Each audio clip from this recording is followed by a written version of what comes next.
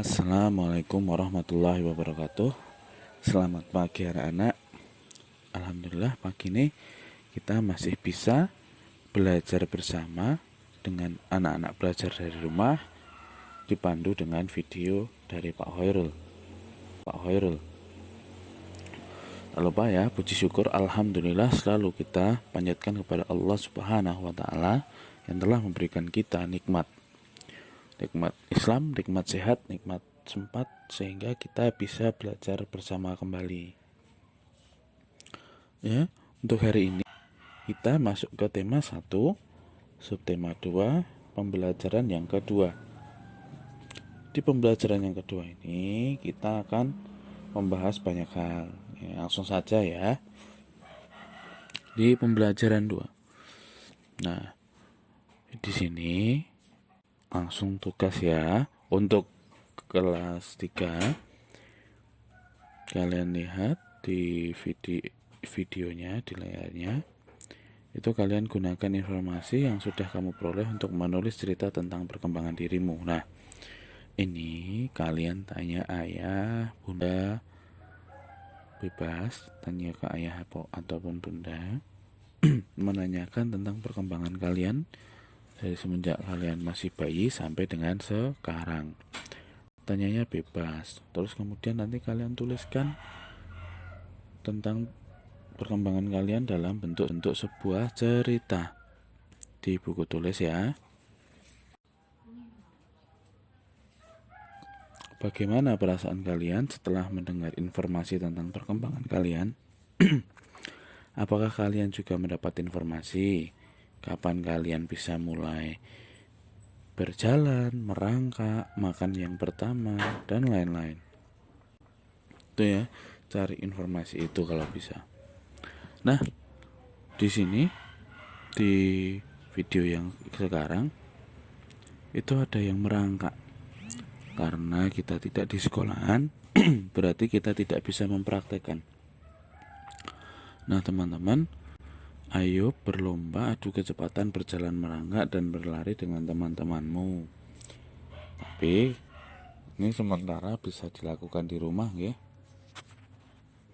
Lanjut. Ini apabila ingin lomba merangkak ya, atau lomba berlari. Yang pertama itu dibuat dulu garis lintasannya, kemudian diberi tulisan garis start dan finish terlebih dahulu. Yang kedua, berbaris di depan garis start, bersiap berjalan merangkak mulai garis start. Setelah diberi aba-aba oleh guru 1, 2, 3, kemudian merangkaklah dari garis start sampai garis finish. Setelah sampai garis finish, kembali ke start dengan cara berlari. Siswa yang paling cepat sampai di garis start adalah pemenangnya. Nah, itu karena kalian semua belajar dari rumah, ini hanya sebagai pengetahuan saja. Tapi kalau untuk mempraktekkan sendiri tidak apa-apa. Ya. Selain tinggi dan berat badan, setiap orang juga memiliki kekuatan yang berbeda. Kekuatan juga dipengaruhi oleh beberapa faktor, seperti halnya perbedaan pertumbuhan tulang dan otot. Semua perbedaan merupakan anugerah dari Allah. Kita wajib mensyukurinya. Nah, sekarang kita lihat bacaannya. Menghargai perbedaan. Beban tinggi dan berat badan manusia berbeda-beda. Kekuatan manusia juga berbeda-beda. Perubahan tinggi dan berat badan serta kekuatan adalah contoh pertumbuhan dan perkembangan manusia. Jadi perbedaan kekuatan ini contohnya seperti ini. Perubahan tingginya juga, dulu kalian 4 tahun yang lalu itu masih TK, kalian tumbuhnya mungkin sekitar 100 cm. Kemudian sekarang sudah kelas 3, tingginya sudah 120 cm. Dulu berat badannya hanya 10, sekarang sudah 30. Itu adalah pertumbuhan. Selain itu juga kekuatan kalian berbeda. Dulu kalian berat mengangkat tas sekolah, sekarang kalian bisa mengangkat tas sekolah dengan isinya buku paket yang lumayan banyak. Pertumbuhan dan perkembangan dipengaruhi oleh makanan, kebiasaan olahraga, dan faktor yang diturunkan oleh orang tua. Allah itu menciptakan berbagai macam makhluk hidup berbeda-beda. Nah, perbedaan ini adalah karunia dari Allah. Kita harus saling menghargai dan menghormati perbedaan. Nah, nanti kalian tuliskan ya, sikap apa yang harus kalian lakukan jika melihat beberapa hal seperti yang ada di gambar nanti. Yang pertama, ketika kamu melihat teman yang kesulitan mengambil benda di atas tempat tinggi, sikap apa yang akan kalian lakukan? Nah, tapi di sini posisi kalian lebih tinggi dari teman kalian. Sikap apa yang kalian lakukan? Gambar yang kedua, kamu melihat temanmu yang kesulitan membawa barang bawaan. Sikap yang akan kamu lakukan adalah apa? Dan yang ketiga, kamu melihat temanmu yang kesulitan mengikuti gerakan tari. Sikap yang akan kamu lakukan adalah apa? Nah, itu ya. Sikap saling menghormati antar sesama manusia termasuk pengamalan sila kedua Pancasila. Sila kedua Pancasila bunyinya kemanusiaan yang adil dan beradab. Dan gambarnya atau lambangnya adalah rantai. Jadi untuk sila kedua pengamalannya seperti itu ya. Saling membantu, tolong menolong. Itu pengamalan sila kedua yang dilambangkan oleh rantai dan bunyinya adalah kemanusiaan yang adil dan beradab. Nah, sila kedua berbunyi kemanusiaan yang adil dan beradab. Simbol sila kedua Pancasila adalah rantai. Lambang ini menunjukkan bahwa bangsa Indonesia sangat menjunjung tinggi nilai-nilai kemanusiaan, saling menghormati, saling menyayangi, dan juga memperlakukan manusia yang lainnya dengan baik. Nah, sekarang untuk buku temanya udah. Sekarang kita lanjutkan ke bu pena. Kalian bisa siapkan bu pena kalian. Nah, langsung kita lihat gambarnya saja ya. Ada gambar 1, 2, 3, 4. Coba kalian tuliskan cerita tentang pertumbuhan dan perkembangan Jonas berdasarkan urutan gambar yang di atas itu. Kalian buat cerita.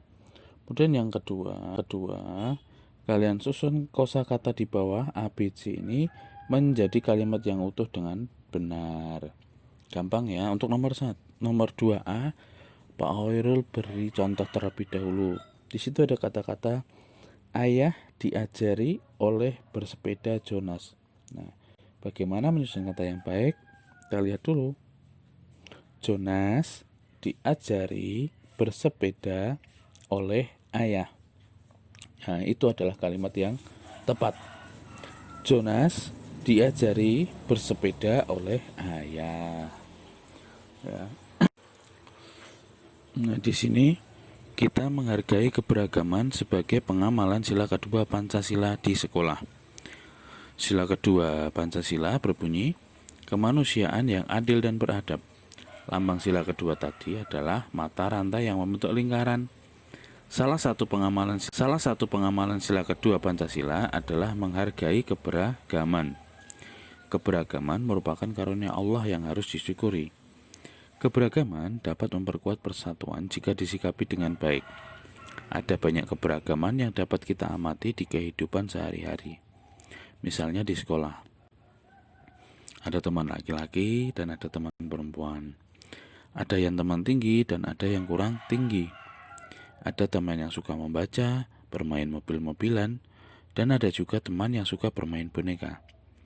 Meskipun kamu dan teman-temanmu memiliki perbedaan, kalian tuh harus tetap mengamalkan sikap bersatu dalam keberagaman. Manfaat sikap bersatu di sekolah adalah sebagai berikut. Yang pertama, terciptanya suasana kelas yang nyaman dan tertib, tidak ada permusuhan. 2. Terjalin persaudaraan yang erat di sekolah. 3.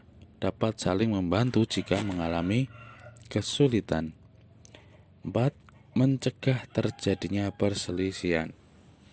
Nah, itu adalah manfaat di sekolah ya, manfaat sikap bersatu. Di bawahnya ada soal ya. Itu nomor 1. Perhatikan gambar berikut, tuliskan manfaat bersatu dalam keberagaman yang ditunjukkan pada gambar. Yang A itu gambarnya adalah lomba tarik tambang, yang B itu diskusi kelas, dan yang C mengumpulkan sumbangan. Pak Harul beri contoh dulu nomor 1A ya, nanti kalian tinggal mengerjakan B dan C. 1A, tarik tambang. Manfaat bersatu dalam lomba tarik tambang adalah kita bisa kompak, kita bersatu, kita bisa kompak, dan kita bisa memenangkan pertandingan dengan mudah karena kekuatan kita bisa menjadi satu. Itu untuk tarik tambang. Untuk yang B dan C silahkan. Yang kedua, bacalah cerita berikut dengan seksama. Sudah 2 hari Dani tidak masuk sekolah. Ibu guru dan teman-teman Dani khawatir karena Dani tidak memberi kabar. Tidak ada teman yang tinggal di dekat rumah Dani. Akhirnya, guru dan beberapa teman Dani berkunjung ke rumah Dani. Ternyata Dani tidak masuk sekolah karena ibunya sedang sakit. Dani harus mengurus adik-adiknya yang masih kecil, sedangkan ayahnya bekerja di luar kota. Nah, bagaimana sikapmu jika menjadi teman sekelas Dani? Dan mengapa kita perlu membantu teman? Nomor 3. Coba kalian ingat-ingat apa saja keberagaman yang ada di kelasmu. Kemudian ceritakan pengalamanmu dalam menunjukkan sikap bersatu dalam keberagaman di sekolah. Pak Harul contohkan ya. Di kelas, teman-temanku ada yang tinggi, ada juga yang kurang tinggi. Ada yang gemuk dan juga kurang gemuk. Nah, kita bersatu saat kita membersihkan kelas secara bersama-sama. Nah, itu salah satu contohnya. Dan yang nomor 4, apa manfaat sikap bersatu dalam keberagaman di sekolah? Manfaatnya, tadi kalian sudah melihat tadi sebelumnya, itu bisa kalian tuliskan. Gitu ya. Demikian video dari Pak Khairul untuk hari ini ya, di tema 1, subtema 2, pembelajaran yang kedua. Di sini Pak Khairul tetap berpesan ya. Walaupun kalian belajar dari rumah, bukan berarti kalian itu menggunakan handphone semaunya. Tapi ada jamnya. Jadi tolong gunakan handphone kalian ketika pembelajaran saja. Untuk ngegame dan yang lain-lain kurangi. Kenapa dikurangi? Ada baiknya kalian gunakan waktu ngegame kalian itu untuk berbuat baik, untuk berdoa kepada Allah agar pandemi ini segera berakhir dan kita bisa bertemu lagi di sekolahan, nggih. Jadi, Pak Harul tetap pesan kepada kalian, jaga sholatnya 5 waktu, kemudian jaga murojaahnya. Kemudian Pak Harul juga ingin berpesan kepada kalian selalu berbuat baik kepada orang tua, kepada siapapun. Jangan membantah dengan perintah orang tua. Ketika orang tua berkata, ojo dolanan HP terus, ya sekalian nurut. Itu untuk kebaikan kalian. Karena apa? Terlalu banyak menggunakan handphone itu bisa menyebabkan kerusakan dini pada mata. Jadi, kalian benar-benar batasi untuk penggunaan handphonenya, hanya untuk keperluan belajar saja. Misal melihat YouTube, ya ketik saja pelajaran tema ini kelas 3. Nah, itu untuk tambahan pembelajaran kalian. Kalau untuk melihat kartun, izin dulu kepada orang tua. Bu, saya boleh lihat kartun? Tidak, begitu. Jika kalian izin, pasti semua lebih mudah. Jika ibu tidak mengizinkan, ya sudah, jangan rewel. Karena ini belajar dari rumah, Pak Horul tidak bisa selalu memantau aktivitas kalian. Pak Horul percaya kalian semua melakukan kegiatan yang positif, yang baik-baik. Kemudian Pak Horul titip pesan juga, tolong di setiap sholat kalian berdoa kepada Allah, semoga pandemi ini segera berakhir dan kita bisa bertemu kembali di sekolah. Kalian juga sudah rindu sekolahan, sudah rindu teman-teman, sudah rindu Bapak Ibu guru. Begitu pula Bapak Ibu guru yang di sekolahan. Sekolah terasa sepi tanpa kalian ya.